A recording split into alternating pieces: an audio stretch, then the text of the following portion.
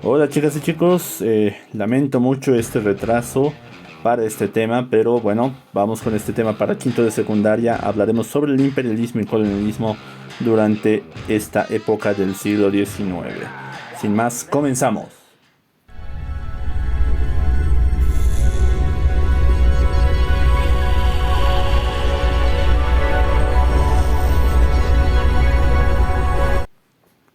Muy bien, hoy vamos a hablar entonces en primera instancia de la segunda revolución industrial, posteriormente del capitalismo, que es una consecuencia de la misma, y del colonialismo e imperialismo que va a afectar a todo el mundo. Empecemos entonces con la segunda revolución industrial. ¿Qué fue esta segunda revolución industrial? Ya habíamos visto una primera revolución industrial en el siglo XVIII, ¿verdad? Donde empiezan las máquinas a vapor, aparecen los primeros trenes, etcétera, etcétera, ¿verdad? Justamente esta revolución y todos sus adelantos van a inspirar el pensamiento científico a muchos investigadores, inventores y muchos más, ¿bien? Que van a empezar a crear, primero que nada, nuevas máquinas, van a haber nuevas formas de investigar las cosas, van a haber nuevas aplicaciones, etcétera, etcétera. Y entonces en 1870 y 1914 va a iniciar una nueva ola de innovaciones, ¿bien? Se van a destacar nuevos materiales, nuevas energías, nuevos inventos, tecnologías que se van a desarrollar o descubrir, como por ejemplo aquí podemos ver, ¿verdad? Los autos, los aviones, los barcos, ya los más grandes obviamente y modernos, otros sistemas como los teléfonos. Y aquí podemos ver justamente una de las características de la misma, la línea de montaje, que la vamos a ver más adelante con mayor precisión. Bien, ahora entonces, estos inventos, estos materiales, estas energías que se van a ir descubriendo y produciendo, van a cambiar la forma en que se producía. Antes teníamos varias formas de producir, ¿verdad? Ya sea con energía animal, ya sea con la energía humana, ¿verdad? Etcétera, etcétera. Pero aquí van a empezar obviamente las máquinas a aparecer, las industrias con gran fuerza. La construcción se va a desarrollar mucho. Los ferrocarriles van a empezar a expandirse por todo el mundo, literalmente todo el mundo. Las fábricas, el capitalismo va a ser una de sus consecuencias, ¿verdad? También la internacionalización del transporte, ¿verdad? Que va a poder llegar ya a cualquier parte, etcétera, etcétera. Entonces vamos viendo justamente eso. ¿Dónde se origina esto? Primero que nada en Estados Unidos y en Europa. Obviamente aquí tenemos un mapita de Europa, fíjense. Obviamente esto es Europa. Bien. Y nos muestra un poquito cómo se empezó a expandir. Empezó generalmente como casi en la anterior revolución industrial en Inglaterra. Pero también Estados Unidos se va a ver afectada fuertemente para después de eso, después de expandirse por toda Europa y Estados Unidos, llegue a regiones como Asia y Latinoamérica. Y vamos a ver qué relación tiene eso justamente con el colonialismo. Ya viendo qué es lo que se logró en esta segunda revolución industrial. Hablemos de las energías. Por ejemplo, en este momento es cuando va a aparecer el petróleo con sus primeros productos, que eran el queroseno y el gasóleo, similar de la gasolina y el diésel. Bien, que entre 1846 y el 59, primero que nada van a mejorar sus formas de explotación mediante este tipo de pozos, bien, que tienen una especie de balancín que hace que se pueda extraer constantemente el petróleo. Bien, la electricidad con la invención del dínamo en 1867 y la competencia entre Tesla y Edison, bien, para ver quién podía dotar de energía a toda América. Bien. Y el gas manufacturado, que en principio era producto de la quema de carbón, que salía un gas muy flamable, bien, y posteriormente de la separación del petróleo, bien, de los procesos que se hicieron con el petróleo, salió también lo que ahora llamamos el gas natural. Vámonos entonces. Materiales que se han encontrado en esta época, bien, que se han empezado a desarrollar. Aquí podemos ver algo muy importante, la petroquímica, bien. Del petróleo se pueden obtener muchas cosas que actualmente usamos. Veneno, por ejemplo, porque sí, obviamente el petróleo es un veneno para el medio ambiente, pero también gasolina, lubricantes, queroseno, neumáticos, parafina, detergentes, gas propano, polietileno, que en estos casos son más que nada plásticos, bien, disolventes, etcétera, etcétera. Pero otros, por ejemplo, también es la aplicación del hierro, que se va a aplicar de varias maneras, bien, especialmente la construcción, dentro de las construcciones como parte de la infraestructura que anteriormente no se utilizaba casi para nada, bien. El acero, por el otro lado también, que va a ser una mezcla del hierro con carbono. Y si alguna vez han visto estas fundiciones, ¿verdad? Donde hay mucho, sale de una especie de caldera o balde, bien, un montón de hierro fundido, bien. Eso ya es el proceso que se le hace al acero, bien. Luego también el caucho, que recuerden que para estas épocas, por ejemplo, ya estamos hablando cerca de 1900. Esto va a influir también en lo que es la guerra del Acre. Y los fertilizantes químicos, que a la larga van a suplir lo que, por ejemplo, en su tiempo para Bolivia fueron importantes: el guano y el salitre. ¿Qué inventos aparecieron? Hay un montón. Por eso se le llama a veces el siglo de los inventos, ¿bien? El automóvil, el buque de acero, el telégrafo, la dinamita, la lámpara incandescente. Aquí está la lámpara incandescente, por ejemplo. ¿Qué más? El avión en esas épocas, el cine, bien, que gracias a ciertos principios físicos que se estudiaron antes se van a empezar a aplicar en ese tiempo. La radio, el teléfono, los tranvías y ferrocarriles, que ya son eléctricos, bien. El motor de combustión interna para los automóviles, que aquí los pueden ver, ¿verdad? Y muchos otros más, no solo los que he mencionado yo, por ejemplo los fonógrafos, bien, que fueron desarrollados y que fueron los primeros instrumentos para reproducir música. Ahora, también van a cambiar los procesos. Por un lado, por ejemplo, la tecnificación agrícola, donde van a empezar a aparecer los primeros tractores y máquinas propulsadas por motores para el campo. Bien, anteriormente ya habían máquinas propulsadas, pero por pequeños motores con muy poca fuerza. Con la aparición del petróleo, esto va a multiplicarse enormemente. La creación de las fábricas con cadena de montaje. Esta es una escena de una película muy hermosa de Charlie Chaplin, bien, que se llama Tiempos Modernos, y nos muestra justamente la línea de producción, que es esta línea en la cual cada empleado hacía una sola tarea con el producto. Bien, entonces él, digamos, ajustaba las tuercas, el otro las remachaba, bien, el otro les ponía un sello, etcétera, etcétera.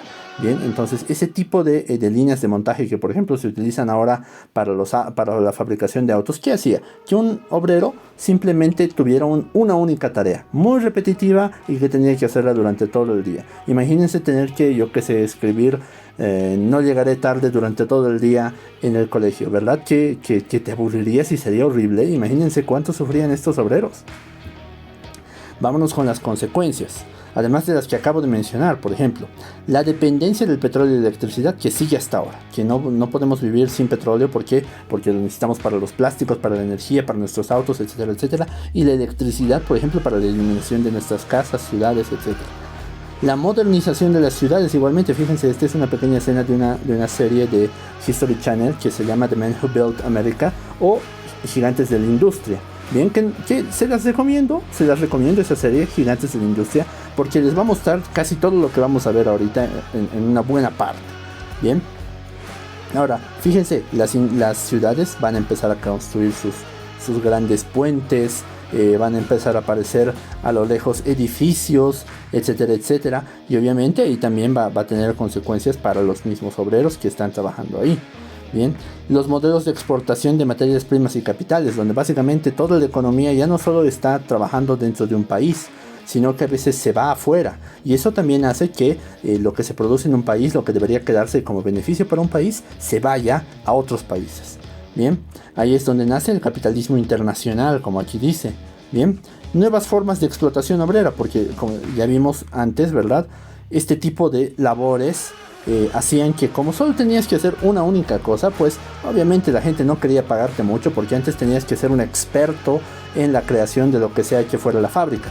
Sin embargo, con este tipo de trabajadores, pues podías pagarles mucho menos, intentabas quitarles tiempo de descanso, etcétera, etcétera. Y por eso les recomiendo mucho la película de Charles Chaplin, que aquí tenemos otra escena, bien, donde los obreros ya se rebelan contra este tipo de abusos de las empresas, que de paso son reprimidos, ya no pues como en la actualidad con gases, les metían bala directo a estos obreros.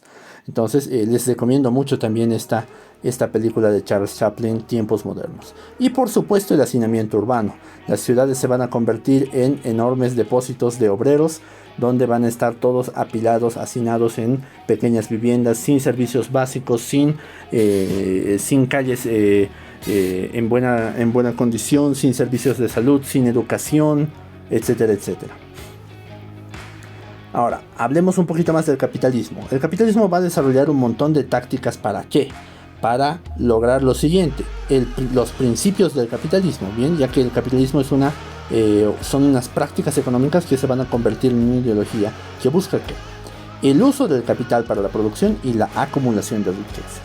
Bien, es decir que el capitalista, por muy bueno que se vea, lo que está buscando siempre es acumular riquezas a cualquier costo. Bien, y como podemos ver aquí, puede eso afectar a los obreros y en su tiempo afectó a muchos niños también. Durante la Edad Moderna esto ya existía, pero en la forma del mercantilismo, bien, donde un estado procuraba bien obtener materias primas de sus colonias, las transformaba con su capital en su metrópoli y luego terminaba exportando los productos acabados ya sea a las colonias o a otros países para recibir las ganancias. Nuevamente, la idea era seguir acumulando capital, en ese entonces en forma de oro. Pero con la revolución industrial se va a acelerar todos estos procesos, se van a hacer todavía mucho más rápidos gracias a los procesos de producción, a los procesos del transporte o a los transportes mejorados. Bien, y esto va a hacer que se internacionalice todo esto, a fin de que el capitalismo básicamente va a terminar abarcando todas las áreas. La alimentación, la fabricación, va a inmiscuirse en la política, en la justicia, en el comercio, en la política, en las guerras, etcétera, etcétera. Ahora, las medidas que el capitalismo tomaba para esto eran las siguientes. Primero, se obtiene materias primas de todas partes del mundo, bien, como verdad ahora, por ejemplo, los barcos esos gigantes que traen de todas partes, te pueden traer algo desde China incluso, ¿verdad? Luego, se invierte dinero en la expansión de las industrias, es decir, que los gobiernos generalmente o otros, los bancos, etcétera, etcétera, van a invertir en ciertas industrias, las que más reditúen, bien. Y luego se va a procurar concentrar todos los beneficios mediante la alianza de los capitales bancarios y empresariales. Es decir, que los bancos daban preferencia a ciertas industrias o comercios, bien, y a la vez fusionaban su dinero para que así pudieran ser todavía mucho más poderosos. Y obviamente tenemos al Estado. ¿Qué es lo que hacía el Estado? Pues en realidad no hacía nada. Estaban como los personajes de aquí abajo, que no ven nada, no dicen nada, no oyen nada. Se buscaba que tuvieran el menor control sobre la economía posible. Y esto era parte justamente de estas teorías del capitalismo y del liberalismo. Bien. Ahora, estas características les van a dar enormes beneficios, pero todavía van a seguir buscando más tácticas para conseguir más ganancias todavía.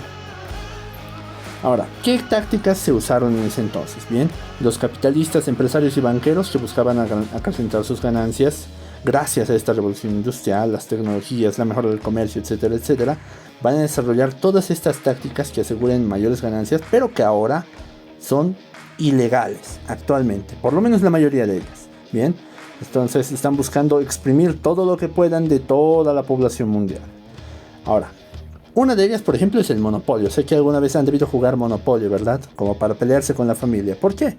Porque a veces les puedes arruinar una jugada si es que te quedas con todas las propiedades de un color, ¿verdad? Si digamos tienes justo las 3 propiedades verdes del final, ¿verdad? Llega alguien ahí y los arruinas. ¿Por qué? Porque básicamente les quitas todo su dinero. Y esa es la idea del monopolio. Lograr derrotar a todas las demás empresas, quitándoles esa posibilidad de crecer, bien, y ocupando todos los espacios posibles. Bien, en estos casos, por ejemplo, podríamos hablar de que se busca el dominio de un sector económico por una sola empresa. Un solo empresario que, digamos, quiere tener tanto la empresa de agua y la de electricidad, o quiere tener los 4 ferrocarriles, o quiere tener justo estas 3 propiedades que son súper caras en sus alquileres. Es lo mismo, solo que en ese entonces se hacía con otros sectores, por ejemplo, con el transporte, podía hacerse con la misma banca, etcétera, etcétera. El trust, que es la fusión de varias empresas, como aquí se puede ver, ¿verdad? Están fusionadas, bien, las cuales controlan todo el mercado o cadena productiva de un mercado. Bien, imagínense que en este ejemplo de aquí, fíjense, ¿verdad? Que es como hacer un mueble, ¿verdad? Y aquí está la ruta más o menos. Bien, cada uno de estos pasos, que es por ejemplo el talar los árboles, transportarlos, cortar la madera, prepararla y luego hacer los muebles y luego venderlos, ¿verdad? Imagínense que cada uno de esos pasos tuviera una empresa, pero cada empresa, las 5 empresas, se unen en una sola. ¿Para qué? Para imponer el precio que les dé la gana, sacarle donde les dé la gana, pagar cuanto quieran a sus empleados y al final pues beneficiarse con más dinero. El holding, por otro lado, por ejemplo, que tenía una táctica en la cual controlaban varias empresas, bien, comprando las acciones de estas empresas. Bien, es decir, compraban partes de la empresa hasta convertirse en prácticamente dueños del 51% de ellas y así controlaban todo el mercado. Imagínense que ahorita un grupo de empresas o de empresarios compraran por lo menos el 51% de las empresas, bueno, de las acciones de Coca-Cola y las de Pepsi. Bien, si lo lograran, básicamente habrían fusionado el mercado y ya no habría competencia alguna, sino que ellos, estos empresarios aliados entre sí, serían dueños de todos los refrescos, bueno, por lo menos casi todos los refrescos del mundo. Y finalmente el cártel, que es una alianza de varias empresas para controlar el mercado, es decir, las empresas más poderosas de un mercado, digamos, de los productores de leche, digamos, se alían y se van a repartir el espacio de comercialización y van a evitar que otros ingresen a la competencia, es decir, se van a ayudar entre ellos aunque parece que estén compitiendo, como se ve aquí, ¿verdad? Se hacen favorcitos los unos a los otros para que sean los únicos que reciban ganancias. Ahora, aquí tenemos una pequeña imagen más que se los puede explicar, pero no me queda mucho tiempo, así que pueden revisarla en el PDF. Lo importante es que estas tácticas se usaron a tal escala que las consecuencias fueron enormes, especialmente las siguientes. Los empresarios van a obtener gigantescas ganancias y el Estado prácticamente ninguna. Es decir, los estados van a quedarse pobres mientras que todo el dinero y las ganancias se van a quedar con los empresarios. Estos mismos empresarios van fuera de estas alianzas, los empresarios que estén fuera de estas alianzas, ¿verdad? Aquellos que no estén dentro de los monopolios, cárteles, trusts, holdings, etcétera, etcétera, no pueden competir contra los que sí, y por lo tanto quebraban y desaparecían. Los trabajadores, por su lado, estaban completamente sujetos a las decisiones arbitrarias del patrón, es decir, que no podían ejercer sus derechos. Al final les pagaban lo que quisieran, les pedían horarios imposibles de cumplir, etcétera, etcétera. Y finalmente, obviamente, las personas comunes solo tenían algunas alternativas para el consumo de productos, bien, las que decidían justamente estos grupos de empresarios. Ahí es entonces donde nos damos cuenta que justamente estos empresarios se van a enriquecer a través del trabajo y el consumo de todos estos, ¿bien? Es por eso que se ve al capitalismo como algo negativo, ¿bien? Desde sus inicios. El colonialismo, ahora sí, hablemos de lo siguiente, bien, la segunda revolución industrial y el capitalismo van a impulsar esto, el colonialismo imperial europeo. ¿Por qué? Porque ahora que necesitan mercados, ahora que necesitan materias primas, pues tienen que buscarlas en otra parte, porque en Europa ya casi todo está ocupado. Entonces, con la consolidación de Italia y Alemania, que ya estaban unificadas, si se acuerdan, aquí tenemos por ejemplo al conde de Cavour, a Giuseppe Garibaldi y obviamente a Otto von Bismarck, que eran los protagonistas de esos momentos, ¿verdad? Va a darse inicio nuevamente al nuevo colonialismo. Esta expansión colonial va a tener varios escenarios, primero que nada África, Asia y Oceanía. Bien, y aquí podemos ver justamente en ese mapa, fíjense, todo lo que está pintado está dominado por algún imperio colonial. Fíjense, al final ocupaban todo el mundo. El reparto de África es uno de los momentos más tristes, debido a que, bien, debido a que técnicamente todo el territorio de África se lo van a dividir como si fuera un pastel con una regla sin tomar en cuenta ni siquiera accidentes geográficos ni mucho menos pueblos. Durante el siglo XIX África era un espacio de exploración, bien, es decir que llegaban más que nada exploradores a conocer el lugar. Pero durante la segunda mitad estas exploraciones van a descubrir un montón de recursos, como no, les encantan a los imperios los recursos que eran de interés para el capitalismo europeo. Entonces varios países europeos van a empezar a avanzar sobre África para obtener esos recursos. Bien, aquí ya tenemos bien, por eso el Monopoly es una alegoría clara al capitalismo salvaje de la época. ¿Por qué? Porque se intentaban repartir el lugar para intentar conseguir todo lo que pudieran de África y sacar todo lo que se pudiera. Bien, y además conseguir nuevos mercados donde vender todo lo que producían. ante esta disputa que había entre varias de estas potencias, que aquí las podemos ver, ¿qué es lo que van a hacer? Guillermo I va a llamar a una conferencia para repartirse África. Bien, obviamente sin tomar en cuenta a los pueblos africanos. Y esta llamada Conferencia de Berlín va a reunir a los gobernantes de España, Portugal, Bélgica, Alemania, Italia, Francia y Gran Bretaña para justamente tener toda esta región bajo el control de Europa. Básicamente África durante esa época fue completamente propiedad de Europa. Y ahí pueden ver, por ejemplo, que Francia tiene una gran extensión, igual el Reino Unido, bien. Bélgica, por ejemplo, el Congo belga, que es una de las historias más tristes de este lugar, ¿verdad? Y que la vamos a ver ahorita. El problema es que todos estos países, cuando obtuvieron estos territorios, ya que desplazaron a muchos pueblos, en algunos casos también los esclavizaron. Y el caso más célebre justamente es el de Leopoldo de Bélgica, rey de Bélgica, que se consiguió toda la región del Congo belga, que estaba aquí al medio, ¿verdad? Esa mancha beige. Y obligó a todos los africanos de la región a trabajar para él. Y si no entregaban las cuotas de los productos que tenían que entregar, aquí podemos ver una imagen de terror de la época, les cortaban las manos. Imagínate que te corten una mano. La India también sufrió lo suyo. Bien, primero estuvo gobernada por los musulmanes, luego por los portugueses y finalmente empezó a ser colonizada en el siglo XVII por varias potencias, especialmente el Reino Unido.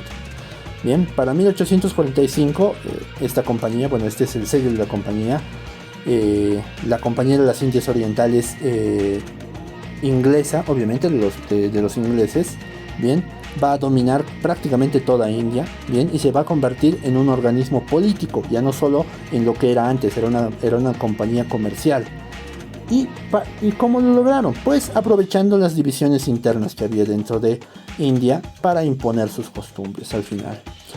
En 1857 se da la llamada Gran Revuelta o la Primera Guerra de Independencia para los indios, ¿bien? Que fue organizada por soldados que eran afectados por las leyes de la compañía. Tristemente fracasó, ¿bien? Y desde ese momento la corona británica tomó posesión del lugar. Y de ahí es que sabemos, por ejemplo, les hacía recuerdo, ¿verdad?, en el anterior tema, que Victoria, bien, la reina de Inglaterra, se convirtió en emperatriz de la India. Entre 1839 y 1842, esa es la primera, y 1878 y 1880, esa va a ser la segunda, van a intentar anexionarse lo que ahora es Afganistán. Bien, esa región de Afganistán la van a intentar anexionar los ingleses a la India para poder dominarla, pero fueron derrotados por los afganos, que estaban mucho menos preparados, pero que conocían mejor su terreno. Bien, derrota fail, queridos ingleses. Afganistán forever. Caída del Imperio Otomano. Bien, ahora Rusia y el Imperio Otomano, bien, que es básicamente los turcos, se van a estar disputando este territorio de los Balcanes y el Mar Negro. Bien, ya en 1829 los turcos van a perder Grecia con la independencia de Grecia. Entre 1853 y 1856 va a desarrollarse la Guerra de Crimea. Bien, donde el Imperio Otomano, apoyado por Gran Bretaña y Francia, se van a enfrentar contra Rusia. Pero a pesar de que Rusia va a imponerse, Gran Bretaña y Francia van a mover sus hilos para que los otomanos no pierdan territorio. Ahora, en 1877 al 78, en la guerra ruso-turca, los rusos van a derrotar a los turcos nuevamente, pero el Tratado de Berlín determinó que los territorios que los rusos les ganen a los otomanos, bien, y esta es una caricatura de la época, de cómo los austrohúngaros, los rusos, le quitaban territorio al Imperio Otomano, bien. Pero igualmente van a hacer la jugada de que, para que esto no quede tampoco para Rusia, porque obviamente las potencias no van a querer que otros se hagan más fuertes que ellos, han dicho, no, que se vuelvan estados independientes. Y listo, aparecieron nuevos estados independientes, como por ejemplo Bulgaria. El Imperio Otomano entonces para finales de este siglo va a quedar muy reducido a lo que ahora es Turquía, Irak, Siria y Arabia Saudí. Bien, y bueno, ya veremos en el futuro cómo en la Primera Guerra Mundial va a desaparecer. China va a también sufrir lo suyo, bien, con la colonización. China vivió hasta el siglo XIX en un franco aislamiento, bien, completamente aislada, hasta que sucedieron las guerras del opio, bien, que fue antes de 1850, en la primera mitad del siglo XIX, bien, promovidas por los británicos. Obligaron, bien, a los chinos a abrirse al comercio exterior, bien, y obviamente a la influencia extranjera, y a cederles la isla de Hong Kong. Aquí podemos ver una escena en la que los barcos de madera de los chinos son bombardeados, bien, mientras que ellos no tienen esa tecnología. Bien, entonces barcos de madera contra barcos de hierro a vapor. No, terrible. Entre 1894 y 1895 también van a sufrir otra agresión imperialista, esta vez de Japón, en la guerra sino-japonesa, que va a intentar controlar la región de Corea, pero no lo va a lograr durante ese tiempo por las intervenciones de las potencias imperialistas, que tampoco querían ver a Japón expandirse mucho. Las potencias imperialistas, sin embargo, después de salvarlos, van a presionarlos, bien, como aquí se puede ver en esta caricatura, van a presionarlos para que les den concesiones, es decir, que les den puertos, que les dejen instalar fábricas extranjeras o poner puestos militares extranjeros. Imagínense, tener un puesto militar acá en Bolivia, yo qué sé, de Francia, como para qué, ¿verdad? Entonces ahí uno se da cuenta que ahí se intentaba dominar, ya sea militar o políticamente o económicamente, toda la región de China. Japón también sufrió lo suyo antes de convertirse en imperialista. Durante un siglo, entre 1540 y 1640, los japoneses habían tenido contactos con los portugueses, holandeses, españoles e ingleses. Pero después de eso, Ieyasu Tokugawa, uno de los shogunes de la época, va a aislar nuevamente a Japón e incluso va a perseguir a los cristianos. Esta es una escena muy famosa en la cual los japoneses, bien, van a crucificar a muchos cristianos que habían en Japón, y especialmente aquí podemos ver a unos hombres con ropas cafés o oscuras, bien, a monjes franciscanos. Varios intentos de apertura de Japón van a fallar hasta que llega 1853, ahora sí en la época en que estábamos, y llega este señor Matthew Perry, bien, un marino estadounidense que llevó su flota naval a Japón y amenazándolos a cañonazos, bien, como pueden ver en esta imagen, los obligó a abrir sus puertos al comercio. Bien, la idea es, fíjense, este grabado japonés mostraba cómo se veían para ellos las naves. Parecían unos monstruos gigantescos que escupían humo, bien, y disparaban balas de cañón. Imagínense el susto que habrán recibido. Algo similar seguramente nos pasó aquí en la conquista de América. La oposición a esta apertura va a iniciar una guerra civil, bien, que al final va a destronar a los shogunes, que eran los samuráis que gobernaban durante esa época Japón, y van a reponer al emperador como la verdadera cabeza del gobierno. Bien, ahora este nuevo emperador va a impulsar la industrialización y las reformas del ejército y va a eliminar a los samuráis, bien. Y bueno, una película que por ejemplo muestra justamente esto, aunque muy mal, la verdad, muy mal hecho, pero lo muestra más o menos, bien, porque no, los samuráis no eran todo honor y todo gloria. No. Esta es una metida de pata. Pero bueno, puede servir para analizarlo. El último samurái, bien. Y aquí tenemos, por ejemplo, ahí debajo una escena donde se ve justamente la última batalla, si mal no recuerdo, es la batalla de Shiroyama, entre el ejército japonés moderno y los últimos señores samuráis. Pero fíjense que todos pelean con armas de fuego, ¿bien? No es que peleaban katanas contra armas de fuego. No, eso es pura ficción. Con esta modernización, Japón ahora sí se va a lanzar a la expansión territorial, ¿bien? Con la guerra sino-japonesa o chino-japonesa, las dos son lo mismo. E incluso van a lograr derrotar a Rusia, ¿bien? Y a futuro incluso van a llegar a conquistar Corea. Bien. Aquí podemos ver, por ejemplo, la diferencia entre los samuráis y el nuevo ejército japonés. Y aquí podemos ver, de hecho, un grabado de la época, bien, un grabado japonés. Y ahí pueden ver, por ejemplo, en este lado, bien, a este ladito de acá, a los oficiales japoneses con uniformes muy modernos. Ya no el vestido samurái, sino con uniformes bien modernos. Ya para ir cerrando, hablemos de Oceanía. A fines del siglo XVIII, los exploradores franceses e ingleses Bougainville, Laprosse y Cook van a viajar por Oceanía descubriendo varias islas. Este, por ejemplo, es Cook, uno de los más conocidos, bien, y aquí podemos ver, por ejemplo, sus rutas de navegación, ¿verdad? Cómo llegaron a conocer toda Australia, Oceanía, Nueva Zelanda, etcétera, etcétera. Y nuevamente va a pasar lo mismo que pasó con África, bien. Otra vez se van a repartir Oceanía y todas sus islas. Aquí podemos ver, por ejemplo, las marcas rojas son de Gran Bretaña, las verdes son de Francia, las moradas de Alemania, Holanda y los Países Bajos van a ser las de color café. Las amarillas, a ver si puedo darme cuenta, ahí está, las amarillas incluso de Estados Unidos, que los estadounidenses van a llegar a dominar todo lo que es las Filipinas, que lo vamos a ver que ya lo vimos un poquito antes, perdón, cuando hablamos, ¿verdad?, de la región de Asia, del sudeste de Asia. Y uno de los problemas también fue que obviamente no se tomó en cuenta a los pueblos de la región, entre ellos, por ejemplo, los maoríes. Los maoríes de hecho tuvieron mucha suerte. ¿Por qué? Porque muchas de sus costumbres todavía permanecen. Se han visto las hakas, bien, que son esos saludos que es una especie de grito de guerra que hacen en grupo los neozelandeses, bien, y que aparecen mucho en algunos TikToks, bien, que se ven ahí una haka en medio del aeropuerto, bien. Ellos tuvieron mucha suerte porque lograron conservar muchas de sus tradiciones.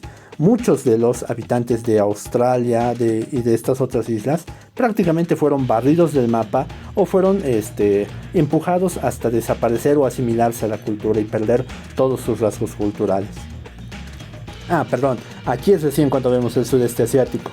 El sudeste asiático, que estaba dominado mayormente por Holanda y por otras naciones europeas también, fíjense. Aquí podemos ver, ¿verdad?, la región de acá, perdón, no estoy marcando, ahora sí. Esta región, no se nota muy bien. Y las Filipinas, bien. Las Filipinas antes estaban dominadas por los españoles, pero posteriormente se convirtieron, a futuro de 1898, se convirtieron en posesión estadounidense. Y lo que es ahora la región de Indonesia, bien, que estaba bajo dominio holandés. También Francia e Inglaterra van a estar dominando la región de Indochina, esta parte de acá, bien, la color verde, que ahora es Vietnam, bien. Y también los ingleses van a estar dominando esta región de Birmania, bien, lo que ahora es Camboya, Laos, Tailandia, etcétera, etcétera. Pero también por ahí sobrevivían Siam, o lo que ahora conocemos como Tailandia. ¿Para qué harían esos lugares? Pues extraían de ahí caucho, estaño, arroz, té, etcétera, etcétera. Fíjense que al final todas estas colonizaciones que hemos visto tienen que ver con los recursos que había en los lugares. Bien, ya sea en China, ya sea en Japón, ya sea en las regiones del Imperio Otomano, etcétera, etcétera. Todo tiene que ver con los recursos que se podían obtener y los mercados que se podían abrir para meter todavía más productos elaborados por las potencias europeas.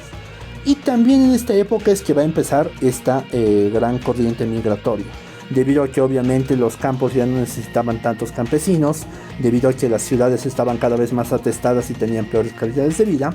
Muchos van a emigrar hacia Estados Unidos intentando buscar el sueño americano, pero no va a ser así, no va a funcionar bien porque el tío Sam los engañó. Pero en esas épocas era un bonito sueño, un muy bonito sueño que posteriormente obviamente va a tener su momento negro, sus momentos más tristes con la aparición, por ejemplo, de las mafias, etcétera, etcétera, el racismo que va a haber dentro de Estados Unidos contra la gente que viene, por ejemplo, de Italia, de Irlanda, etcétera, etcétera. Pero una postal muy, muy conocida de la época era justamente los viajeros que iban hacia Estados Unidos y veían a lo lejos la Estatua de la Libertad. Y bien, con eso hemos terminado. Esto estuvo larguísimo. Lo lamento por haberme atrasado. Espero que lo puedan ver, chicos. Por favor, saquen sus preguntas o correcciones. Les dejo simplemente el recordatorio: mapas mentales, que los vamos a revisar los lunes al azar, y las noticias, que los revisamos los días jueves igualmente al azar. Nos vemos en la siguiente clase. ¡Chau, chau!